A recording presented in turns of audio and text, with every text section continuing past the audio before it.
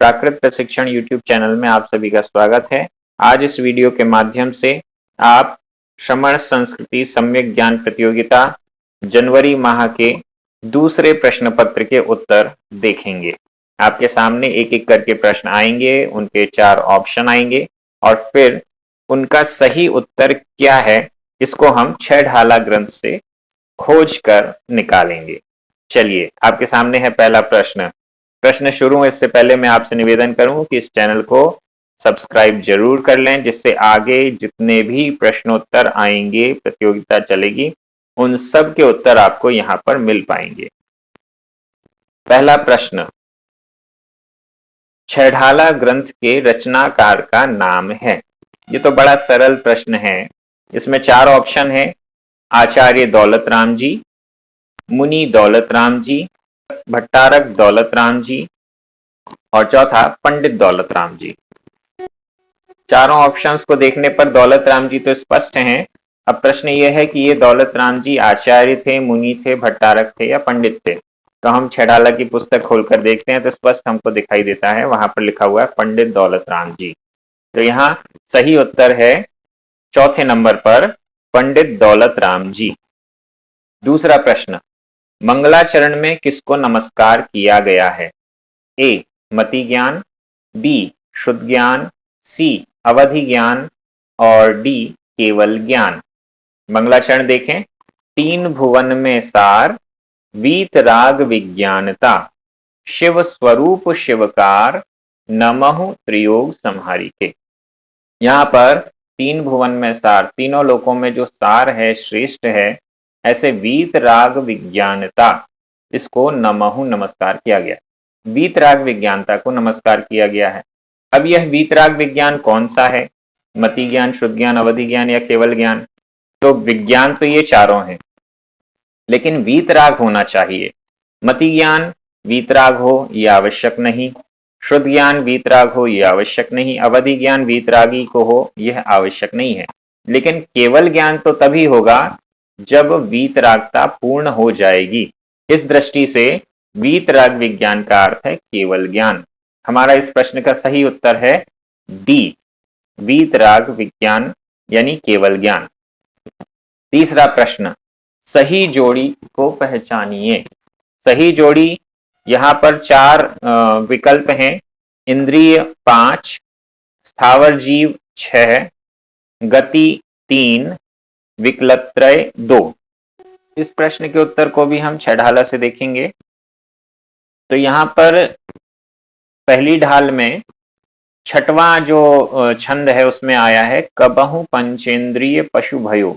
पंचेंद्रिय इस शब्द से स्पष्ट हो रहा है इंद्रिय 5 इंद्रियां होती हैं, लेकिन चेक हमें और भी करना पड़ेगा। स्थावर जीव 6 लिखे हुए हैं यहाँ ऑप्शन में। स्थावर जीव कितने होते हैं?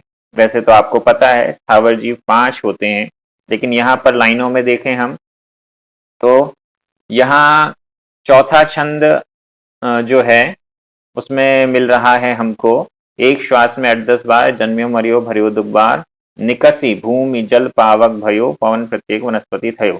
तो यहाँ पर निकसी निकल कर भूमि, जल, पावक, पवन और प्रत्येक वनस्पति। भूमि पृथ्वी का एक, जल जल का एक, पावक यानी अग्नि का एक, पवन वायु का एक और फिर प्रत्येक वनस्पति वनस्पति का एक। इसके 2 भेद हैं, प्रत्येक वनस्पति का एक और साधारण वनस्पति का एक। साधारण वनस्पति का एक को निगोद कहते हैं।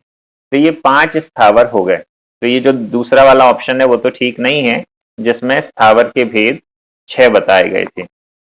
तीसरा गति, गति में 3 लिखा हुआ है, ये भी गलत है। पहली ढाल में चारों गतियों के दुखों का वर्णन है, तो 3 गति वाला ऑप्शन भी गलत हुआ। और चौथा ऑप्शन डी विकलत्रय, जिसमें लिखा है 2। अब यहाँ विकलत्रय भी आया हुआ है। विकलत्रय में 2 इंद्रिय जीव, 3 इंद्रिय जीव और 4 इंद्रिय जीव होते हैं। लट 5वें छंद में देखिए, लट पिपील अली आदि शरीर। लट 2 इंद्रिय, पिपील 3 इंद्रिय और अली यानी भौरा 4 इंद्रिय। इसको विकलत्रय कहते हैं। 2, 3 और 4 इंद्रिय जीव को। तो ये 2 प्रकार के नहीं होते, 3 प्रकार के होते हैं। तो हमारा सही ऑप्शन है ए, इंद्रिय 5। ये वाली सही जोड़ी है। चौथा प्रश्न, निम्न में से कौन सा जीव सैनी नहीं है? चार ऑप्शन है, सिंह, पिपील, नारकी, वैमानिक देव। सैनी किसे कहते हैं? सबसे पहले तो ये जिसका मन होता है उसे सैनी कहते हैं, जिसका मन होता है, जो शिक्षा और उपदेश को ग्रहण करता है। सिंह, ये इसका मन भी होता है। पिपील, पिपील का अर्थ है चींटी। पिपील शब्द कहां पर आया है? पहली ढाल में ये पिपील शब्द आया है, लट पिपील अली आदि शरीर। पिपील तीन इंद्रिय जीव है। तीन इंद्रिय जीव के पास मन नहीं होता, सैनी नहीं होती। नारकी, ये भी सैनी होता है, इसका भी मन होता है, और वैमानिक देव, इनके भी मन होता है। तो हमारा इस प्रश्न का सही उत्तर है बी, पिपील। पांचवा प्रश्न, रंक का क्या अर्थ है? इसके चार ऑप्शन है, राजा, मंत्री, गरीब, अमीर। अब ये लाइन कहां पर है जहां पर रंक शब्द आया है? दूसरी ढाल पर पहुंचिए, चौथे छंद में लिखा हुआ है, मैं सुखी दुखी मैं रंक राव, मेरे धन ग्रह गोधन प्रभाव। यहां पर मैं रंक राव, रंक का अर्थ है निर्धन या गरीब, और राव का अर्थ है धनवान या राजा। तो रंक का यहां अर्थ हुआ सी, गरीब। छठवां प्रश्न, भवनत्रिक किसे कहते हैं? पहली ढाल में हमें भवनत्रिक शब्द मिल रहा है 15वें नंबर के छंद में, कभी अकाम निर्जरा करे, भवनत्रिक में सुरतन धरे। भवनत्रिक, ये तीन प्रकार के देव होते हैं।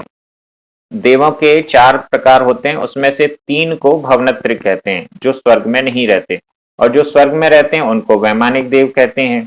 तो भवनत्रिक में भवनवासी, व्यंतर और ज्योतिषी, ये तीन प्रकार के देव माने जाते हैं। अब यहाँ हमारे ऑप्शन है वैमानिक, भवनवासी, व्यंतर।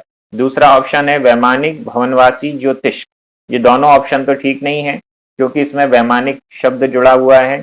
ये स्वर्ग वाले देव होते हैं, ये भवनत्रिक में नहीं रहते। तीसरा ऑप्शन सी, भवनवासी, व्यंतर और ज्योतिष, ये सही ऑप्शन है। और डी, इनमें से कोई नहीं, इसकी हमें जरूरत नहीं है। तो इसका छठवें प्रश्न का सही उत्तर है सी, भवनवासी, व्यंतर, ज्योतिष। सातवां प्रश्न, जो खोटा वेश धारण करने वाले अंदर से राग द्वेष रखते हैं और बाहर धन, वस्त्र आदि से सहित हैं, वे खाली स्थान कहलाते हैं। इसके चार ऑप्शन हैं, कुदेव, कुगुरु, कुधर्म और उपर्युक्त सभी। अब इसको हमें थोड़ा सा ध्यान से देखना होगा। जो खोटा वेश धारण करते हैं, अब हम कुगुरु कुदेव की चर्चा जहां पर है वहां पहुंच जाते हैं दूसरी ढाल में। दूसरी ढाल में नौवां छंद, जे कुगुरु कुदेव कुधर्म सेव पोषे चिर दर्शन मोह एव, यहां से वर्णन चालू हो रहा है। अंतर रागादिक धरें जेह, बाहर धन अंबर ते सने, धारें कुलिंग लही महत भाव, ते कुगुरु जन्म जल उपलनाव। अब हमारी पहली कंडीशन थी जो खोटा वेश धारण करते हैं, धारें कुलिंग, कुलिंग यानी खोटा वेश, जो खोटा वेश धारण करते हैं। फिर दूसरी कंडीशन थी अंदर से राग द्वेष रखते हैं, तो ऊपर वाली अंतर रागादिक धरें जे, जो अंतरंग में रागादिक रखते हैं। और फिर तीसरी कंडीशन बाहर धन वस्त्र आदि से सहित हैं, बाहर धन अंबर ते स्नेह, बाहर धन और अंबर यानी वस्त्र से स्नेह रखते हैं। ये हमारी कंडीशन यहां पर मिल गई है। तो ये कौन है? वे ते कुगुरु, ते कुगुरु, वे कुगुरु हैं। तो यहां हमारा सही ऑप्शन है सातवें प्रश्न का बी, कुगुरु। आठवां प्रश्न, निश्चय मोक्ष मार्ग का खालिस्थान व्यवहार मोक्ष मार्ग है। इसके चार ऑप्शन, कारण, फल, बाधक और पर्यायवाची। इसका सही उत्तर हमको कहां मिलेगा? तीसरी ढाल में।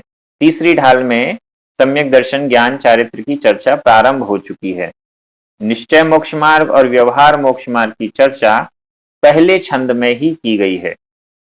पहले छंद की चौथी लाइन, अंतिम लाइन देखिए, जो सत्यार्थ रूप सुनिश्चय कारण सो व्यवहारो।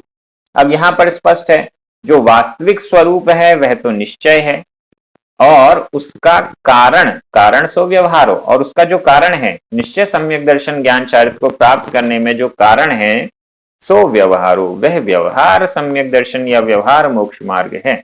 इस प्रकार से तो यहां अपना सही उत्तर है ए, कारण। 9वां प्रश्न, छह ढाला में आए उपल नाव शब्द का क्या अर्थ है? ये भी बड़ा सरल है। उपल नाव शब्द हम ढूंढ लें कहां पर है। दूसरी ढाल में जहां हम कुगुरु की परिभाषा देख रहे थे वहीं पर 10वें छंद में धारे कुलिंग लही महत भाव ते कुगुरु जन्म जल उपल नाव, यहां पर उपल नाव शब्द आ गया। अब उपल नाव का अर्थ क्या है? उपल, उपल का अर्थ होता है, यहाँ 4 ऑप्शन दिए गए हैं, लकड़ी की नाव, कागज की नाव, पत्ते की नाव, पत्थर की नाव। नाव तो स्पष्ट है, लेकिन उपल, उपल का क्या अर्थ हुआ? उपल का अर्थ है पत्थर, पत्थर की नाव। कुगुरु को, खोटे गुरु को संसार समुद्र में पत्थर की नाव के समान कहा गया है। पत्थर की नाव क्यों? पत्थर की नाव स्वयं भी डूबती है और जो उसका सहारा लेता है वह भी डूबता है। ऐसे ही कुगुरु ये स्वयं भी संसार में भटकेंगे और जो इनकी सेवा पूजा भक्ति करेगा वो भी संसार में डूबेंगे। अंतिम 10वां प्रश्न, धर्म को धारण करके सांसारिक सुखों की इच्छा नहीं रखना क्या कहलाता है?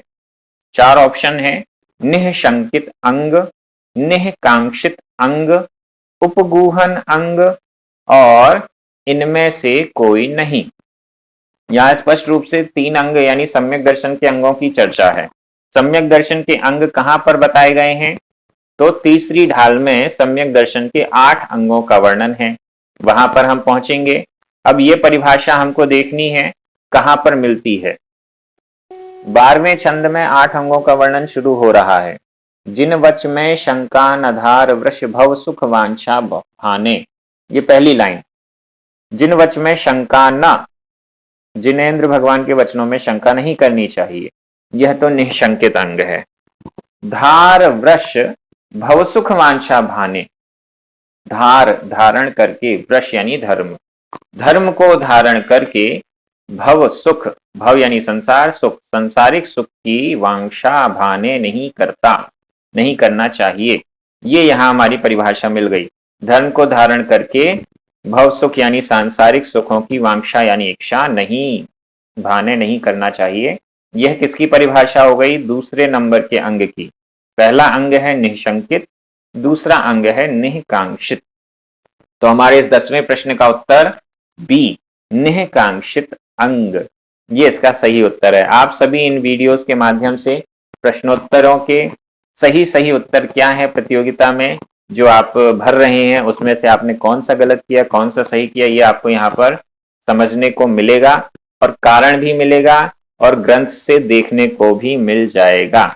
इस प्रकार से ये हमारा प्रश्न पत्र पूरा हुआ। आप सभी चैनल को लाइक करें, सब्सक्राइब करें, अपने मित्रों को शेयर अवश्य करें। सभी को जय जिनेंद्र।